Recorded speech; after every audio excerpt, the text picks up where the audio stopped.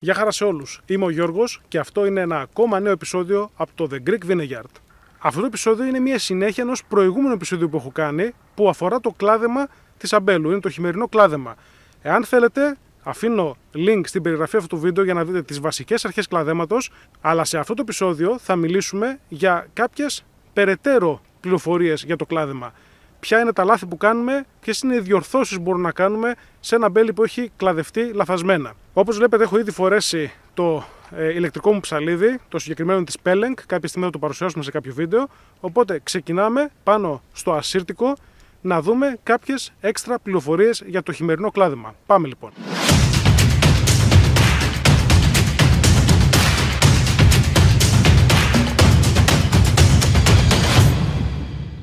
Πριν συνεχίσουμε όμως αυτό το βίντεο, κάντε εγγραφή στο κανάλι και πατήστε το καμπανάκι για να λαμβάνετε όλες τις ενημερώσεις. Απολαύστε όλα τα βίντεο σχετικά με την αμπελουργία, την τεχνολογία αλλά και τα ταξίδια. Επίσης μπορείτε να μας ακολουθήσετε στο Instagram και το λογαριασμό της εκπομπής The Greek Vineyard αλλά και το λογαριασμό του καναλιού. Λοιπόν, όπως βλέπετε, έχω βάλει και την κάμερα στο κεφάλι για να σας δείξω κάποια πλάνα ακόμα πιο καλά, πιο κοντινά. Λοιπόν, βρισκόμαστε μπροστά σε πρέμνα ασύρτικου. Πρέμνα, θα με ρωτήσετε τι σημαίνει, πρέμνα είναι τα αμπέλια μας. Λοιπόν, όπως βλέπετε, αυτά έχουν προκλαδευτεί, έχει περαστεί η μπορντούρα από πάνω βενζινοκίνητη. Αν θέλετε για το προκλάδεμα να δείτε βίντεο, υπάρχει επίσης οδηγός, τον έχω στην περιγραφή αυτό το βίντεο. Και όπως βλέπετε, τώρα θα περάσουμε να κάνουμε το κανονικό μας κλάδεμα. Τα ωφέλη του προκλαδέματος θα τα δείτε στο άλλο βίντεο που μιλάμε για το προκλάδεμα, είναι πάρα πολύ σημαντικά.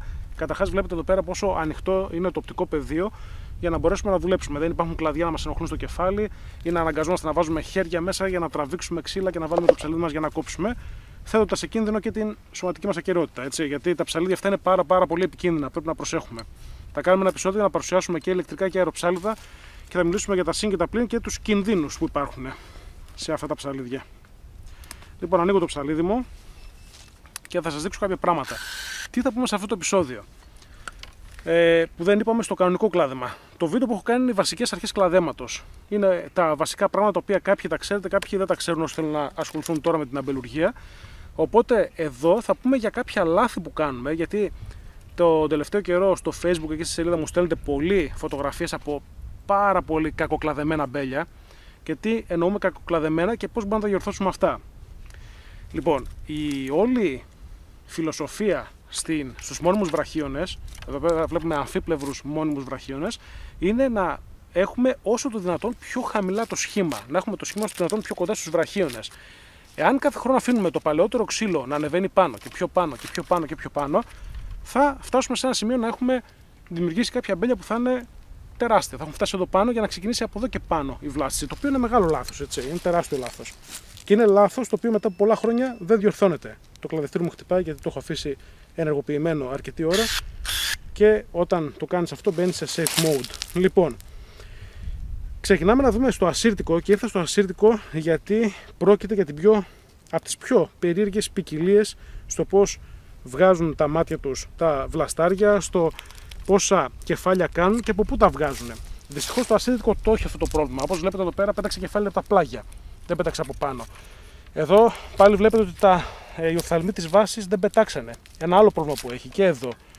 Είναι ένα πολύ σημαντικό πρόβλημα, έχει κάποιες γενετικές ανομαλίες και γι' αυτό θέλει συνεχώς διορθώσεις. Ίσως είναι καλύτερο το ασύρτικο να δουλεύετε με αμολυτές, το οποίο θα ξεκινήσω να πειραματιστώ και με αμολυτές για να σας πω τα αποτελέσματα. Φυσικά, ανά την Ελλάδα το χρησιμοποιούν ήδη με αμολυτές και έχουν πολύ καλά αποτελέσματα και ίσως το μέλλον είναι στην αμολυτή. Θα δείξουμε σε επόμενο βίντεο και πώς γίνονται οι αμολυτές. Λοιπόν, για να κρατήσουμε το σχήμα όσο πιο χαμηλά γίνεται, αυτό που έλεγα και στην αρχή του βίντεο, πρέπει να αφαιρούμε πάντα το περσινό ξύλο που είναι αυτό το κομμάτι εδώ. Δεν ξέρω από ποιο πλάνο θα το δούμε αργότερα, θα φανεί καλύτερα. Οπότε σε αυτό το σημείο θα αφαιρέσω σε αυτό το σημείο το παλιό ξύλο. Στο ασύρτικο κρατάω 3 μάτια, 1, 2, 3 και κόβω κάτω από το τέταρτο μάτι υπογωνία.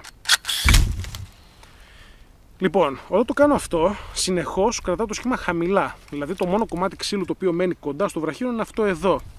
Αν έκανα το λάθος και έκοβα αυτό π.χ. εδώ, αυτή εδώ τη βέργα και άφηνα αυτήν, αφήνουμε αμέσως ένα κομμάτι κοντά στους 7-8 πόντους περσινό ξύλο το οποίο είναι ανενεργό.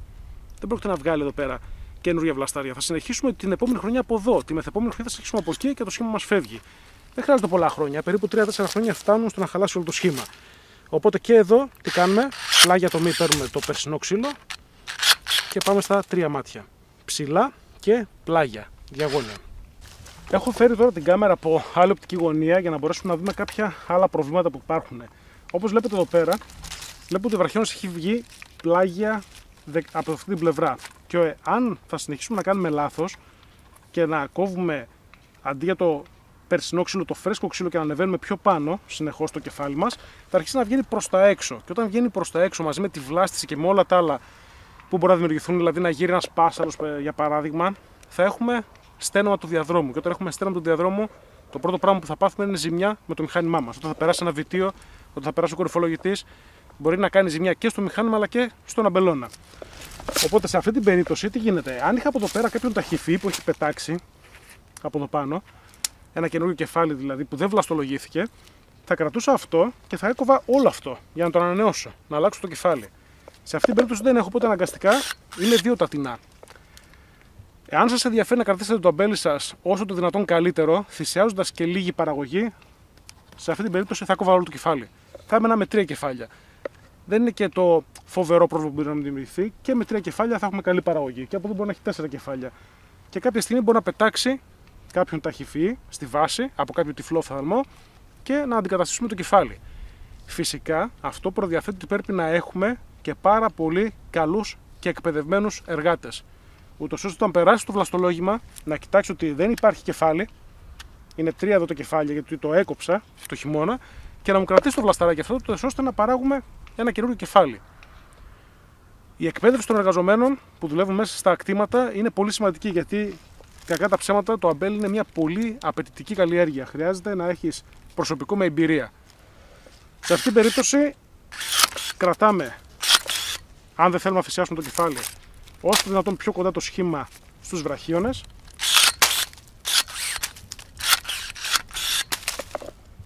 Και ελπίζουμε ότι κάποια στιγμή, ίσως αυτός ο οφθαλμός που έχει εδώ πάνω, δεν ξέρω αν το βλέπετε, να μας δώσει βλασταράκι, ούτως ώστε να το κόψω εδώ την επόμενη χρονιά και να αντικαταστήσω όσο το δυνατόν πιο κοντά το κεφάλι πάνω στο βραχίωνα.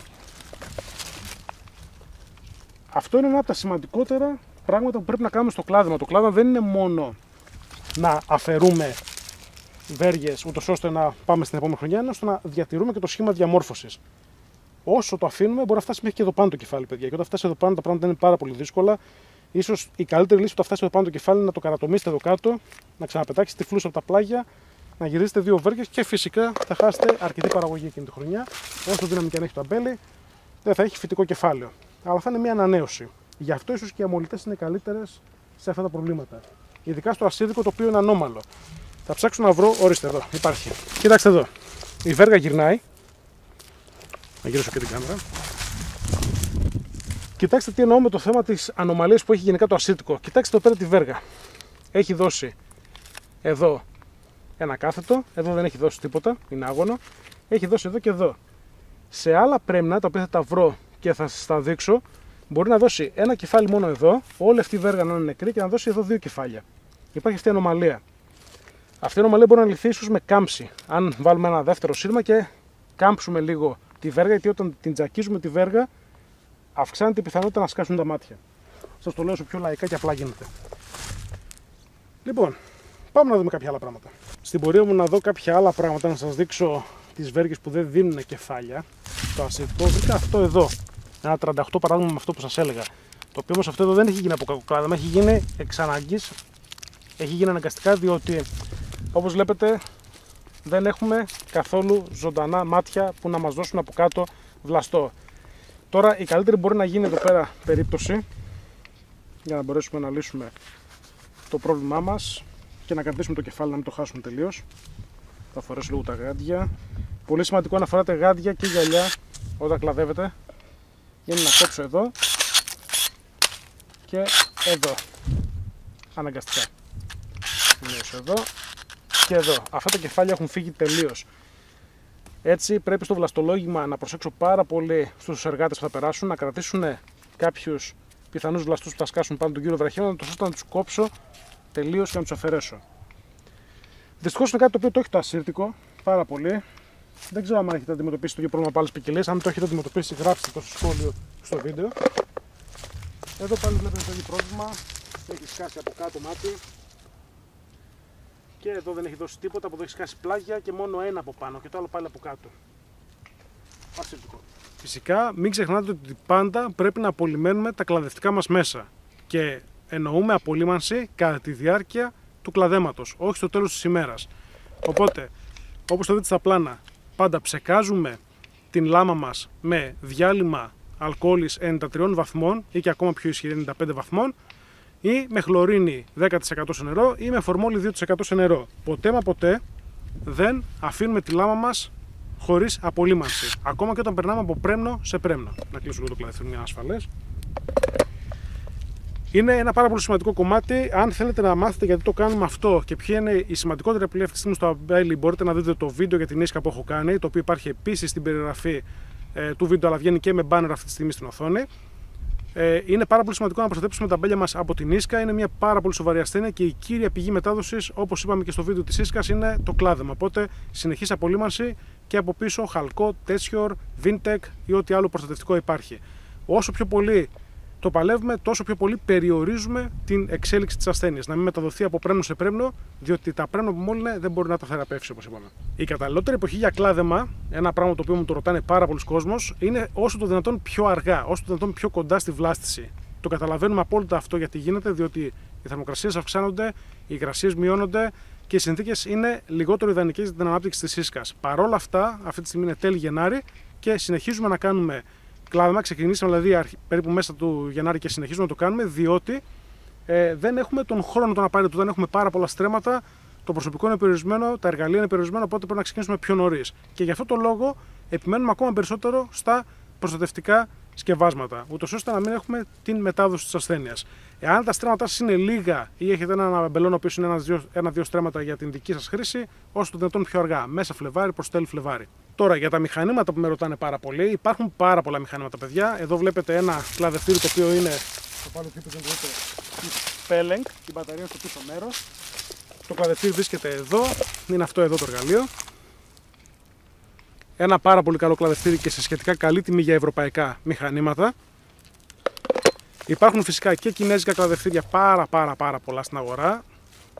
Αυτό που μπορώ να σας πω σίγουρα, εμπιστευτείτε καλύτερα τα κλαδευτήρια τα οποία έχουν αντιπρόσωπο, να υπάρχει δηλαδή η δυνατότητα να βρεθούν ανταλλακτικά, διότι αυτά θα χαλάσουν την εποχή που τα θέλετε, δεν θα χαλάσουν το καλοκαίρι.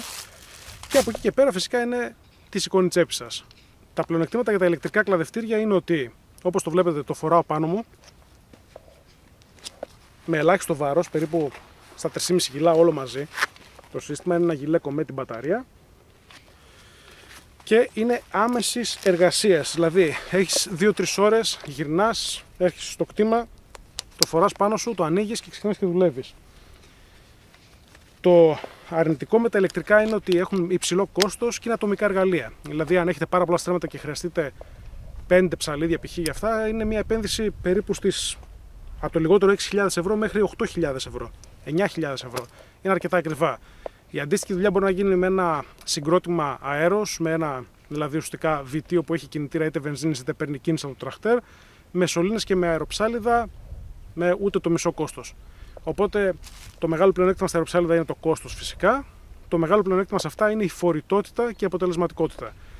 Σκεφτείτε τι γίνεται αν τώρα π.χ. έρχεται συννεφιά, βρέξει και πρέπει να μαζέψεις λάστιχα μέσα από λάσπες, ψαλίδια, να τα τυλίξεις κτλ. Είναι χάσιμο χρόνο και θα γίνεις χάλια. Ενώ αυτό το πετάς μέσα στο αυτοκίνητό σου και φεύγεις. Φυσικά επίσης αυτά τα εργαλεία θέλουν χειριστή. Έτσι. Δεν είναι να τα πάρεις και να τα πετάξεις κάτω με δύναμη μέσα στις λάσπες, θα τα καταστρέψεις. Είναι πιο ευαίσθητα, πιο εκλεπτισμένα εργαλεία και απαιτούν προσωπικό το οποίο τα σέβεται και ξέρει να τα δουλεύει. Ένα άλλο ερώτημα που με κάνουν πάρα πολλοί αγρότες είναι τι κάνουμε με το ξύλο μετά το κλάδεμα, δηλαδή τις βέργες. Όπως θα δείτε εδώ πέρα, έχω ρίξει τις βέργες κάτω ήδη. Τις βέργες έχω ρίξει κάτω για να μπορέσω να τις συλλέξω με το καλάθι το οποίο έχω φτιάξει. Αν θέλετε να δείτε πώς δουλεύει αυτό το καλάθι, υπάρχει και αυτό το βίντεο, εμφανίζεται αυτή τη στιγμή σε banner στην οθόνη σας και μπορείτε να το δείτε.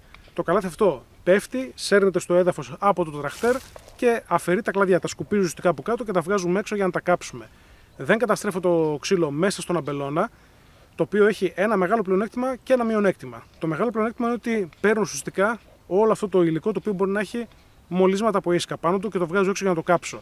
Ένα αρνητικό είναι ότι χάνω μεγάλη ποσότητα από θρεπτικά στοιχεία. Αυτά τα θρεπτικά στοιχεία, αυτό το ξύλο, αν το σπάγαμε με έναν καταστροφέα και τον ενσωματώναμε με μια φρέζα μέσα στο χώμα, θα μας δώσει θρεπτικά στοιχεία από την αποσύνθεσή του.